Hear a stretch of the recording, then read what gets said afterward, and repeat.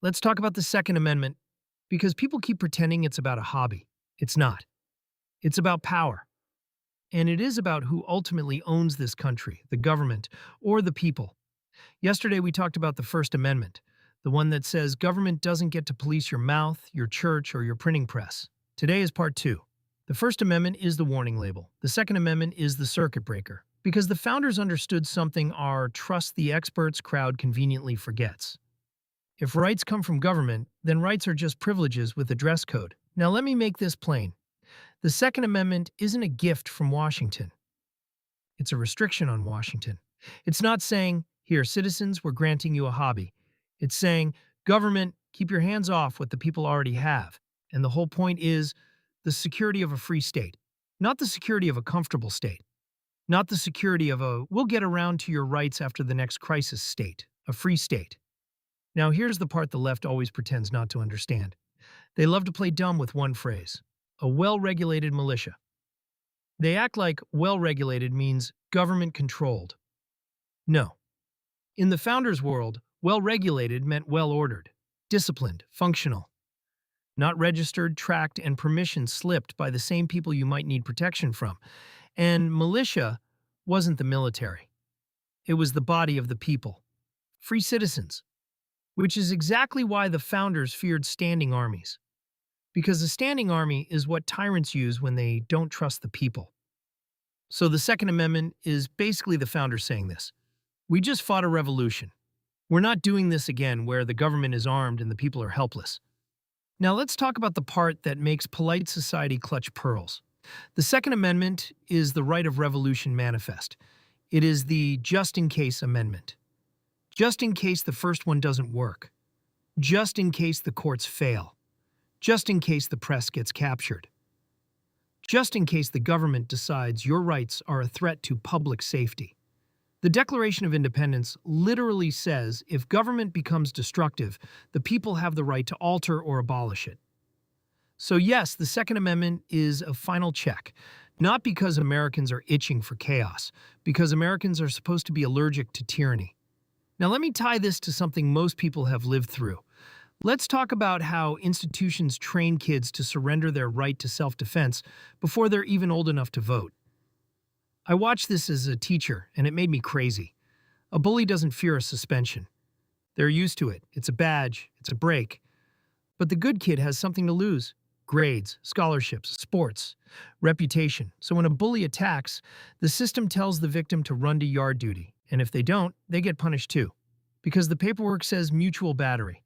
Now the victim gets hit twice. Once by the bully, once by the institution. And yes, this is personal. That happened to my daughter. 3 days out of school for defending herself. Not for starting it.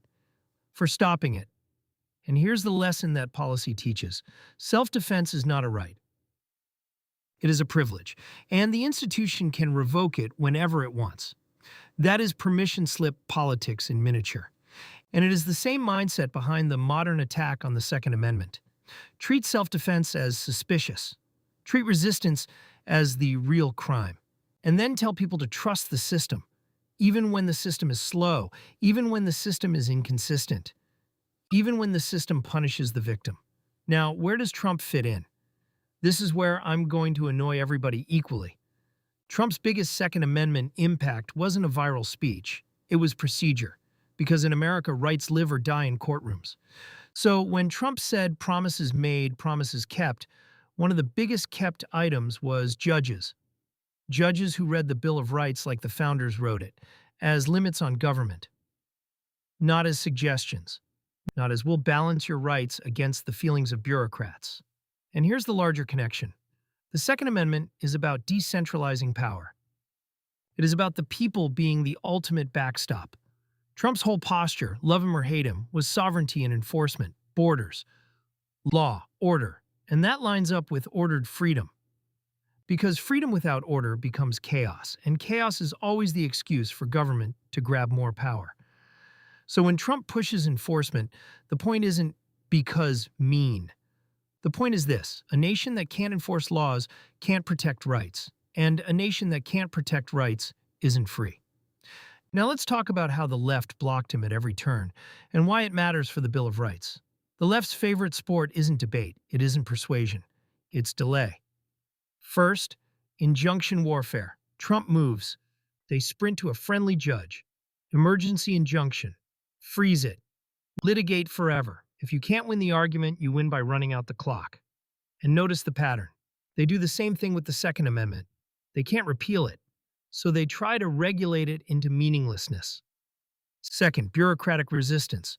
Unelected agencies slow walk, leak, refuse, redefine, and then the media runs cover like it's a relay race. So you end up with a government that can do whatever it wants, and citizens who are told to be quiet and comply. That's not democracy, that's permission slip politics.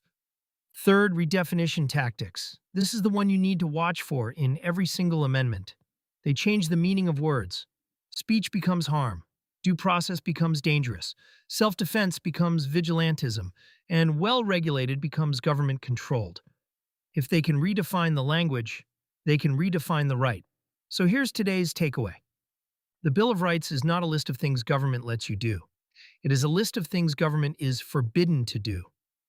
And the Second Amendment is the founders' reminder that the people are not subjects. It is built on a principle the modern system keeps trying to erase. You have a right to protect yourself. You do not need permission to survive. If rights come from God, government is the employee. If rights come from government, government is the owner. And if you're wondering why the same people who want a borderless nation also want a disarmed citizenry, here's your answer. Dependence. Because a dependent population is easier to manage.